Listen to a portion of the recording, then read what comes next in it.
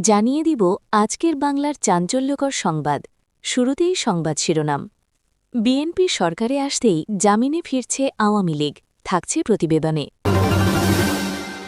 বাংলাদেশে শুরু রাজনৈতিক ভূমিকম্প, হাসিনার প্রত্যাবর্তনের সবুজ সংকেত, থাকছে প্রতিবেদনে। জামায়াত এনসিপি উত্তেজনা, ঘটতে চলেছে আরও একটি ৫ই অগাস্ট, থাকছে প্রতিবেদনে। ইউনূসের মবের শিকার তারেক রহমান, সরকার, থাকছে প্রতিবেদনে।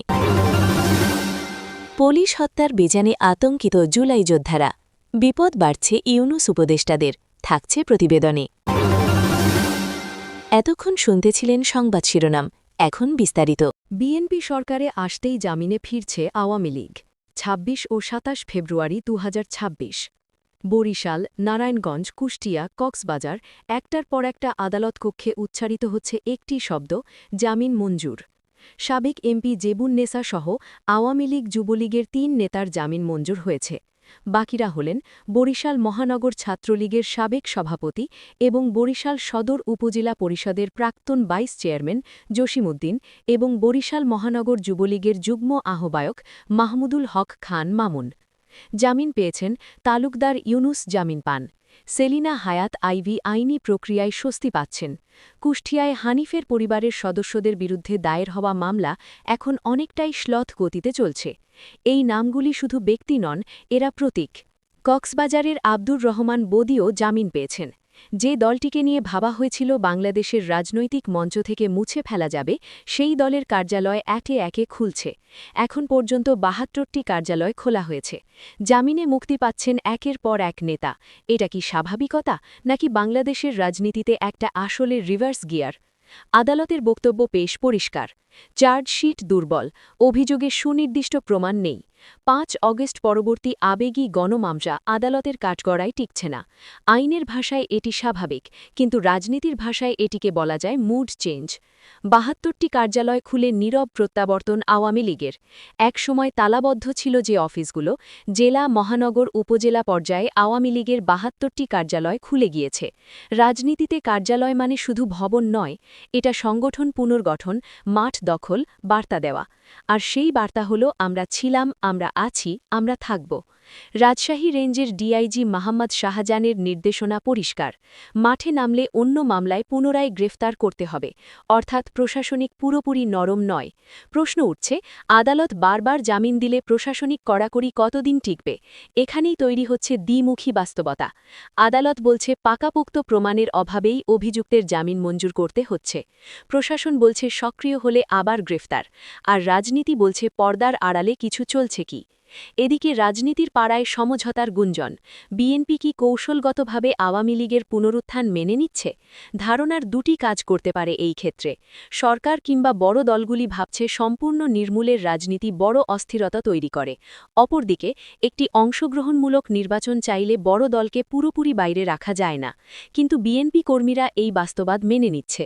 মূল প্রশ্নে যাওয়া যাক, বিএনপি কি ভালো করছে, নাকি নিজের পায়ে নিজেরাই কুড়ুল মারছে? বিশ্লেষকেরা বলছেন, মাঠের রাজনীতি তো বদলে যাবে যদি আওয়ামী লীগ নেতারা মাঠে ফিরতে পারেন। তবে বিএনপির একক আধিপত্যের স্বপ্ন ভেঙে যাবে। প্রতিদ্বন্দ্বিতা মানে ভোট বিভাজন, কর্মীদের মনেও মানসিক আঘাত। ১৫ বছর জেল জুলুম সহ্য করা কর্মীরা যদি দেখেন প্রতিপক্ষের কর্মীরা জামিন পাচ্ছেন, তবে হতাশা তৈরি হতে পারে। রাজপথে রাজনীতি আবেগ জ্বলে। তাছাড়া রাজনীতিতে মিডিয়া একটি বড় যুদ্ধক্ষেত্রে। যে দল মিডিয়াকে নিয়ন্ত্রণ করতে পারে, সেই দল মাঠেও ভালো রাজনীতি করতে পারে। ২৬ মার্চকে সামনে রেখে যদি আবেগ, মানবিকতা ও জাতীয়তাবাদের মিশ্রণ তৈরি হয়, তবে তা জনমনে প্রভাব ফেলতে পারে। হাসিনা মঙ্গলবার ওয়ার্কিং কমিটির বৈঠক ডাকেন। বৈঠক হয়েছে ভার্চুয়াল। দলের শীর্ষ নেতারা সোমবারের ভার্চুয়াল বৈঠকে হাজির ছিলেন। বৈঠকে হাসিনা বলেন, আওয়ামী লীগ এমন কোনো অপরাধ করেনি যে কারণে সন্ত্রাস দমন আইনে তাদের কার্যক্রমের ওপর নিষেধাজ্ঞা জারি করা যায়। ২. মোহাম্মদ ইউনূসের অন্তর্বর্তী সরকার ছিল অবৈধ সরকার। সেই সরকারের নির্দেশ কখনোই বৈধ হতে পারে না। বাংলাদেশে শুরু রাজনৈতিক ভূমিকম্প, হাসিনার প্রত্যাবর্তনে সবুজ সংকেত। বাংলাদেশের রাজনীতির আঙিনায় ভূমিকম্প। কম্পন এতটাই শক্তিশালী যে রিক্টার স্কেলে তার তীব্রতা ধরা পড়ছে না। এতদিন যা নিয়ে জল্পনা চলছিল, এখন আর সেটা জল্পনার মধ্যে সীমাবদ্ধ নেই।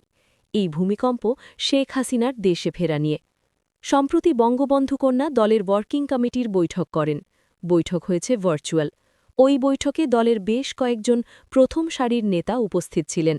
বৈঠকে হাসিনা জানিয়েছেন তিনি দেশে ফেরার জন্য প্রস্তুত। তারা যেন মাঠ পর্যায়ে যাবতীয় প্রস্তুতি সেরে রাখে। খুব স্বাভাবিকভাবেই বাংলাদেশের রাজনীতিতে এই নিয়ে রীতিমতো শোরগোল পড়ে গিয়েছে। মোহাম্মদ ইউনূসের আমলে বাংলাদেশের ওপর নিষেধাজ্ঞা আরোপ করা হয়। তারা নির্বাচনে অংশ নিতে পারেনি। নির্বাচন হয়েছে একতরফা। শেখ হাসিনার বিরুদ্ধে একতরফা মামলা চালিয়ে তাকে মৃত্যুদণ্ডে দণ্ডিত করে। নির্বাচনের পর ইউনূস জামানার অবসান ঘটেছে। এখন প্রশ্ন উঠছে, শেখ হাসিনা বাংলাদেশে ফিরে গেলে তার বিরুদ্ধে আন্তর্জাতিক আদালতের দেওয়া রায় কি তারেক সরকার কার্যকর করবে? পালাবদলের বাংলাদেশে আওয়ামী লীগের ওপরে থাকা নিষেধাজ্ঞা কতটা কার্যকর হচ্ছে? কিসের ভিত্তিতে শেখ হাসিনা বাংলাদেশে ফিরে যাওয়ার কথা বলছেন? তবে কি তিনি নতুন কোনো কৌশল নিতে চাইছেন? হাসিনার পরিকল্পনাই বা কি?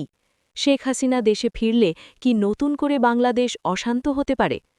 ২০২৪ সালের গণ-অভ্যুত্থানের জেরে শেখ হাসিনা বাংলাদেশ ছেড়ে ভারতে আশ্রয় নিতে বাধ্য হন। তখন থেকেই তিনি ভারতে রয়েছেন। ইউনূসের আমলে হাসিনার প্রত্যর্পণ চেয়ে একাধিকবার দিল্লিকে তদবির করা হয়, কিন্তু ঢাকার সেই প্রস্তাবের জবাবে দিল্লি শুধু বলেছিল প্রস্তাব চিন্তাভাবনা করছে। বাংলাদেশে পালাবদলের পর যে প্রশ্নটি নিয়ে এখন সবথেকে বেশি আলোচনা হচ্ছে তা হল আওয়ামী লীগের ভবিষ্যৎ। প্রধানমন্ত্রী তারেক রহমান একাধিকবার দাবি করেছেন যে তিনি কোনো রাজনৈতিক দলকে নিষিদ্ধ ঘোষণার পক্ষপাতী নন। তিনি কোনো রাজনৈতিক দলের কর্মসূচি নিষিদ্ধ ঘোষণা করার পক্ষপাতী নন।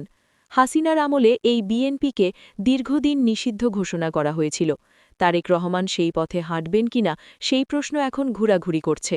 যে ভারতবিরোধী শক্তি আওয়ামী লীগকে নিষিদ্ধ ঘোষণা করেছিল তার নেপথ্যে জামাতের একটা বড় ভূমিকা ছিল। বাংলাদেশে জামায়াত বহু এলাকায় নিজেদের শক্তি বাড়িয়েছে। তারা এখন জাতীয় সংসদের প্রধান বিরোধী দল। রাজনৈতিক বিশ্লেষকদের মতে আওয়ামী লীগ প্রসঙ্গে তারেকের অবস্থানের উপর ভারতের সঙ্গে তার সরকারের সম্পর্ক অনেকাংশে নির্ভর করছে। জুলাই গণহত্যা মামলায় বাংলাদেশের আদালতে তিনি দোষী সাব্যস্ত হয়েছেন। তাকে দেওয়া হয়েছে মৃত্যুদণ্ড। এবার স্বয়ং শেখ হাসিনা নিজেই বাংলাদেশে ফিরে যাওয়ার কথা জানিয়ে দেওয়ায় বাংলাদেশের রাজনৈতিক অঙ্গনে শুরু হয়েছে আলোচনা।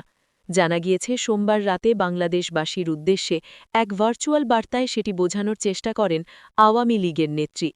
দলের সমাজমাধ্যমের পাতা থেকে হাসিনার বক্তৃতার সরাসরি সম্প্রচার করা হয়। বক্তৃতার পরে বেশ কয়েকজন মহিলার সঙ্গেও হাসিনা কথা বলেন। তারা বাংলাদেশে জুলাই আন্দোলনের সময় আক্রান্ত পুলিশকর্মীদের পরিবারের সদস্য। আলাপচারিতায় এক স্বামীহারা এক পুলিশকর্মীর স্ত্রী হাসিনাকে জানান তার স্বামী পরিবারের জন্য কিছুই রেখে যাননি, ঘরে সন্তান রয়েছে। এই অবস্থায় মহিলা হাসিনার কাছে সাহায্য প্রার্থনা করেন। হাসিনা তাকে সাহায্যের আশ্বাস দেন। ওই মহিলার উদ্দেশ্যে হাসিনা বলেন, অবশ্যই আমি সাহায্য করব, আমি আসব। ভার্চুয়াল বৈঠক থেকে তিনি বলেন, আমি আছি, আমি অবশ্যই এর বিচার করব। ওরা অর্থাৎ অন্তর্বর্তী সরকার যতই দায়মুক্তি দিক, এই হত্যার দায়মুক্তি হয় না। রাষ্ট্রপুঞ্জের মানবাধিকার কমিশনের হাই কমিশনার ভলকার টুর্কের মতে ক্ষমতা টিকিয়ে রাখতে আওয়ামী লীগ সরকার নৃশংস পদক্ষেপ নিয়েছিল।